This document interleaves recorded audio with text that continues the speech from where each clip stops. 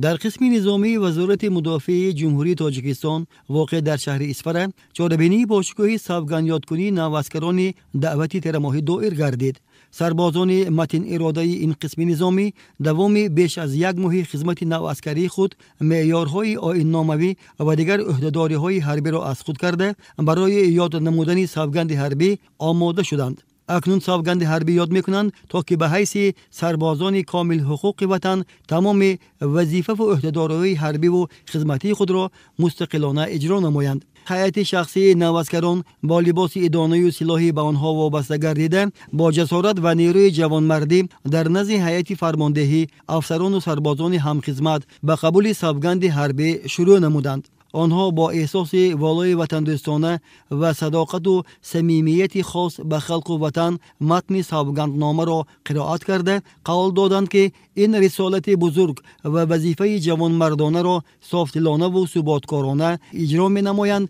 و به سوگند یاد نموده خود جاودانه صادق مانده نه تنها دوام خدمت بلکه تمام عمر بهر تامین ثبات و امنیت کشور کوشش می کنند. زیرا حمایت دولت و تأمین امنیت مردم همیشه وظیفه شهروند خصوصا جوانان بانندگار و محافظان آن می باشد. این جوانان نیز محض با درک همین رسالت فرزنده امروز خدمت حربی را اختیار نمودند و مسئولیت دفاع مرز و بوم وطن را پیشه نمودند.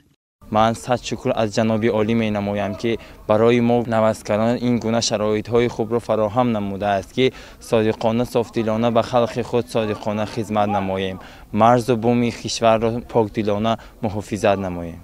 من با صف قوای مسلح جمهوری تاجیکستان داخل شدم و وعده می دهم که خدمت مادر وطن را جوانمردانه و شرفمندانه اجرا می نمایم.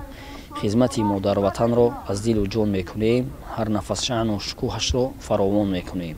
بس که ما را او به مهر مادری پرورده است، در وفاداری برایش عهد و پیمان میکنیم. سپس هیئت راهبری کننده نمایندگان بخش ساحه‌های گوناگون جامعه فرزندان و دلیر شجاع وطن را به مناسبت قبول سوگند حربی تبریک و مبارکباد نموده تاکید داشتند که محض با شرافت صداقت و جسارت کسبی، فداکاری و جانثاری و خدمت‌های شبانه روزی خدمتچیان حربی در سرزمین پاک نیاگانمان صلح و ثبات پایدار است و امروز جامعه کشور زندگی آسایشته دارد. همینطور جمع آمده تنتنوی قبول سوگند حربی از جانب گروه نواسکران دعوتی ترماهی سال روان در این قسم نظامی با گذشت نظامی هیئت شخصی به پایان رسید.